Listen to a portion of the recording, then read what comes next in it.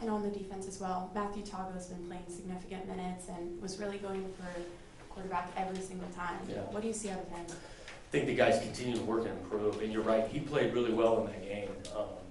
And he's a great kid, he's got some athleticism to him. He continues, I think every rep counts for him, and you can just see the experience paying off now that we're in the last half of it. And we kind of felt that with a lot of our guys, and not just the true freshmen. Some of these guys early on hadn't played a ton, continue to work and improve, and it's showing up as we've gone along here. Coach, was that the biggest deficit you'd overcome in your coaching career? I don't know that for certain, but I can't remember coming back from 31 to 3.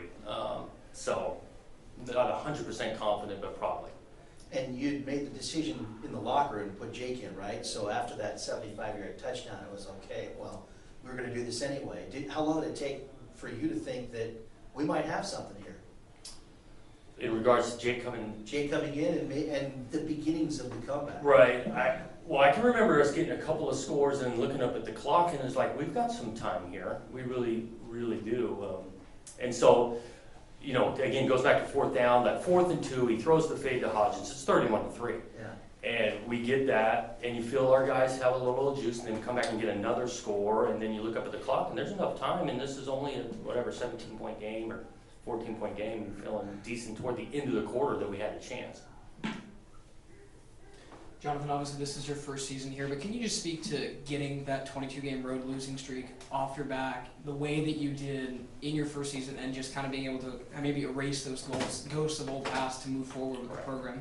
I think it's big in regards, you don't have to answer questions about it. Our kids don't have to read about it anymore. At the same time, we're not a finished product anyways. We gotta win, but we're trying to get more of them, and we got a ton of work to be able to accomplish that. So, it's a big deal in regards to not having to talk about it, but at the same time, it's not the biggest win in the school's history. And Coach, talk about the biggest thing you see out of USC that could potentially pose a problem for you guys on Saturday. Well, it starts with their explosive athletes, receiver, running back. They can explode quickly. I know they have some good young talent at quarterback. I know they've had to rotate it a little bit injury-wise, similar to what we've had, but I know all 3 of those quarterbacks through the recruiting process, they got some talent there with some good kids. Defensively, starts up front, they got some good young D linemen, so they present challenges in a lot of ways. Injuries, AP, he didn't play. Ribs, is he anywhere? Didn't practice much yesterday. He just kind of aggravated it early in warm-ups, really. And so we're hopeful that it can progress and get back. Then do you have anybody else that Tupaga didn't? No, he didn't go. That was kind of a late stinger that took place. Where hopefully he can be back this Saturday. Gus went down, Lavaca, and he moved around a little bit yesterday. I'm hopeful he can go. Is Morris practicing at nothing? Not practicing, not yet. Probably unlikely to play the season at this point. I don't know about the C. We're hopeful maybe the last game or two, but I don't see him playing this weekend. And then with your kicker, shoot care, he misses the extra point. That's, I'm sure somebody's got to carry around a little more. Are you still confident he's your guy, or are you sort of looking around a little bit? No, we're confident he's our guy. He works really hard. He's got some talent. I mean, he made some big kicks. A couple of field goals he made. Yeah, that last one was tough, but again, goes back to him fired up with the response of our team and rallying, and then he bangs through the next one in overtime. So he's our guy. He's got some talent, and he works hard. Coach, you talked about kind of looking up after the second touchdown. Now it's 31-17.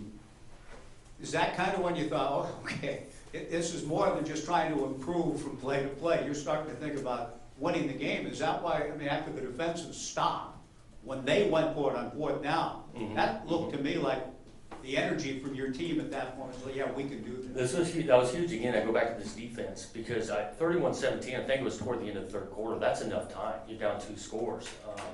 It's actually when we started having the conversation of wanting to go for 2, because me and Brian did talk about it. Like, we got down here and all of a sudden this thing is, extra point ties it toward the end. No, we're going to go for 2. And the interesting thing about that is our 2-point play for the game was mostly, with Coletto in the game, so it was a little bit different, something Luton couldn't do. And so we did talk about it for most of the fourth quarter on what we would call, and then it turned into being the call Hodges comes down with. So then you even had the luxury to settle for a field goal, to cut it to 31-20 because you didn't have to have a touchdown. Yeah, we, because there wasn't just enough time, and we were moving the ball and getting some stops, and so, and Jordan banks it through, which was big. And the use of the two quarterbacks, how proud of you were Jack Coletto to, after kind of a rough first Right. half, to hang in and become a big factor in the win? I think that just shows, the maturity of him, and it's a team game. And we've got a bunch of guys that have responded that way, because it's tough. When you get pulled out of the game, the guy had prepped the whole week, plays hard. For him to stay in it, and he came up huge for us. And so I thought it was just another example of our guys always kind of battling and responded. You mentioned a push at the line of scrimmage defensively. Was Jeremy Reichner, Elu, was Reichner, both of those guys, was that maybe the best that they've played so far? Yeah, I know, for sure it was Elu. I mean, Reichner's, still only but second game back, but those guys were big in regards to stopping that run game, and it does start up front. The start of the second half, it almost looked like the exact same play almost that Cal ran. But is there something coming out of halftime that maybe you just Yeah. gotta remind these guys, you better get in that gap? Be ready to tackle somebody, yeah.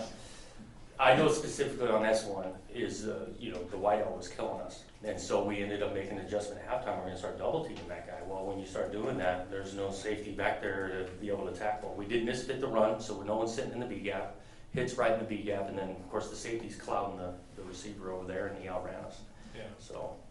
And then in regards to USC, this is obviously out of your hands because you just started coaching here, but they've got 4 pretty big-time players from the state on their roster. As a coach of one of the 2 big schools in the state, and wanting to put a, sort of a fence around the state, does that bother you that a school like that's getting all these players from Oregon? And do you want to do something to trying to change that? Or? Well, yeah, recruiting's competitive now, and so it just goes back to, again, one of our philosophies that we want to recruit and get the best players in this state because there are good players in this state. I know specifically on a couple of those kids, the recruiting battles that took place, because I've been recruiting at another spot where we're recruiting some of those kids.